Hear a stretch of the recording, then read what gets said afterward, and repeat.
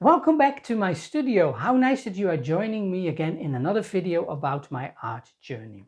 Now in this video, obviously I'm going to follow another lesson by Andrew Tishlem where he paints a chili pickle jar.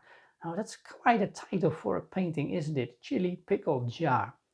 Now this lesson is all about painting glass, some metallics, and the relationship between the content of the jar and the surroundings and the glass and everything. Now, I will say right away, I was really struggling with this lesson. Contrary to the previous lessons, which went pretty well, this was quite a challenge. So I invite you to come along with me in this video and to see why I was actually struggling with this lesson. When starting this lesson, I ran into a problem. I don't have the right white. Now, Andrew mixes two whites to get a bit of a more transparent white. And Sonja only has an opaque white, so that doesn't work. So I had to get a different brand, Turner in this case, that has a mixing white, which is more transparent, so that when you mix it in with the paint, it is not as opaque and you can still see some of the underlayers coming through. And that is very important with this lesson because we're going to paint glass, a reflective metal on top, but also glass. And this lesson is all about the relationship between the objects inside the jar, the glass, and a bit of its surrounding. And I really struggled with this one. Now it started well and it looked good, but in the end I couldn't get that glass right. Now what I did get right was that lid. That worked well for me. I like these colors, great colors mixing again. Some green and some teal, working that together, in my case then the aqua, and that gave some really nice tone. The jar didn't work out, but the lid worked out pretty well for me. Now eventually I want to paint landscapes and I want to become really good at them. So this has nothing to do with landscapes, but I still understand why we're painting this, because some of the properties that are in this glass and the metal will be in landscapes too. So if I don't get this right, when I move on to the next step and paint water, for example, which is transparent, that's not gonna work out. Then I will get what I always get, opaque water. And you want to see the stones and the rocks and the pebbles and perhaps some sand on the bottom. Really want to have that come through, but still have the water look like water. And that is why this lesson was pretty important. And the jar, no, that just didn't work for me. I just didn't get what he was doing.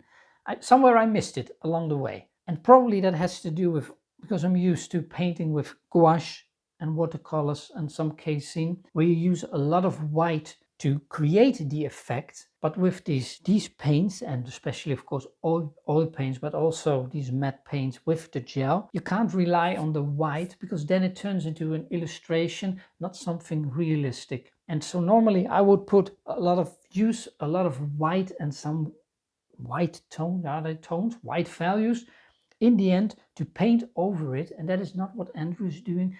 The way he mixes the paint is what creates the glass, and I missed that.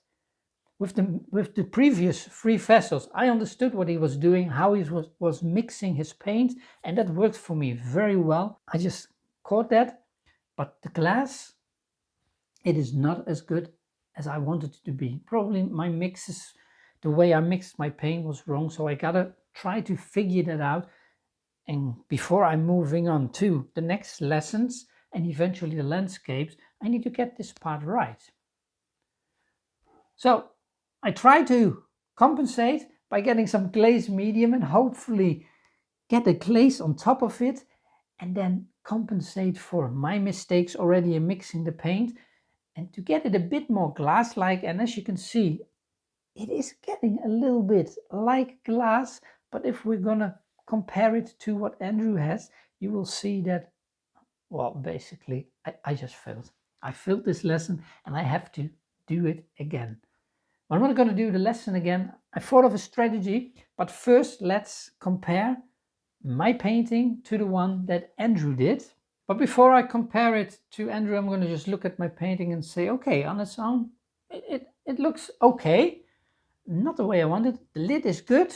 The objects are obviously chili peppers in it, but the glass, there's no glass. And now here is Andrew's painting, and you see right away that his are really in glass in a jar, and mine are whatever, they're in kind of a jar, but not like he has. So this was a fail. The painting is a complete fail, but the lesson wasn't a fail at all, because this is a great learning moment for me. That metallic part, yeah, I understand that, I got that.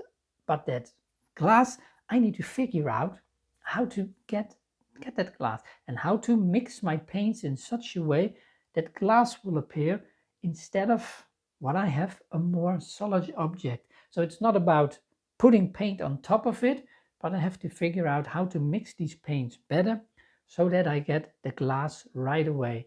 So I have thought of a strategy, and that's for the next video, where I'm gonna paint some other objects again, not this same subject, but a kind of different subject also in a jar, and hopefully to understand what he's doing, to figure out what Andrew is doing exactly, and how I can relate to that, to what he's doing, because I didn't catch it. My brain didn't catch what he's doing, so I need some transformer in my brain, in my thinking, to get closer to what he's doing.